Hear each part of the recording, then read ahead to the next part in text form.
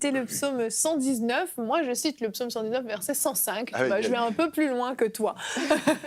Le verset du jour, « Ta parole est une lampe à mes pieds et une lumière sur mon sentier. » Et si la parole de Dieu est une lumière à nos pieds, si c'est ça qui éclaire notre sentier, donc forcément, quand on marche dans le noir, si on n'a pas de lumière, on risque de tomber.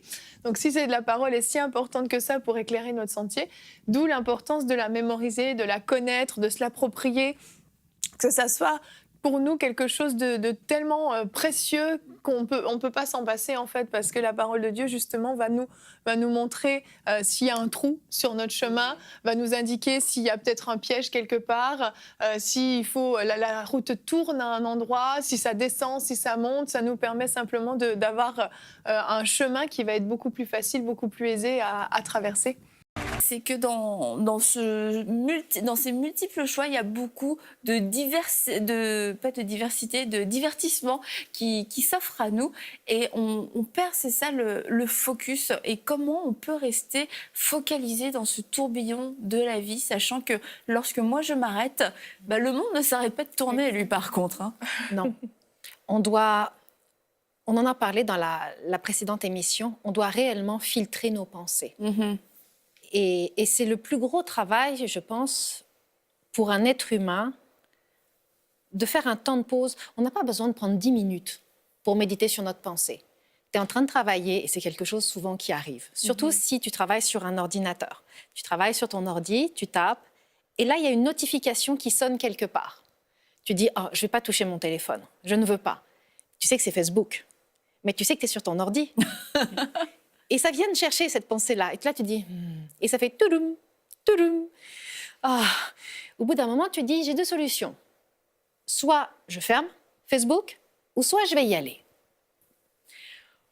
Honnêtement, 20% va dire, je vais fermer Facebook et continuer ma tâche. Et 80% va dire, OK, j'y vais.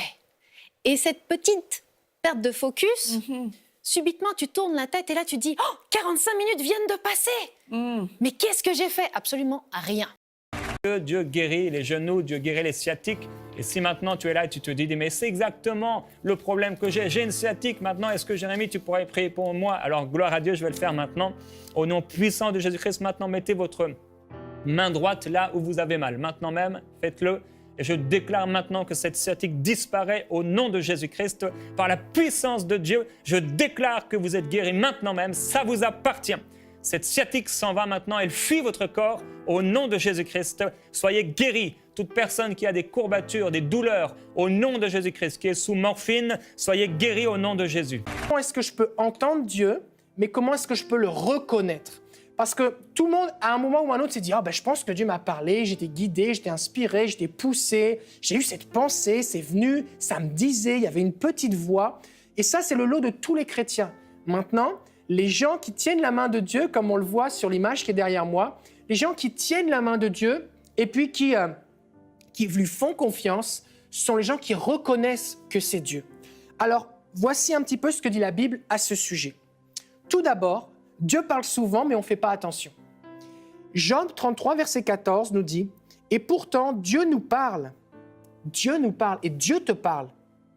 Tantôt d'une manière et puis tantôt d'une autre. » Et là, on voit quelque chose d'important. C'est que Dieu ne parle pas tout le temps de la même façon. Ce serait plus simple.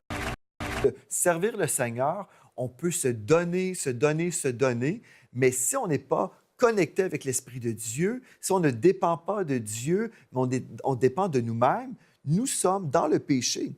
Et ce n'est pas un grand crime. En fait, ce n'est pas le meurtre, ce n'est rien de ces choses-là.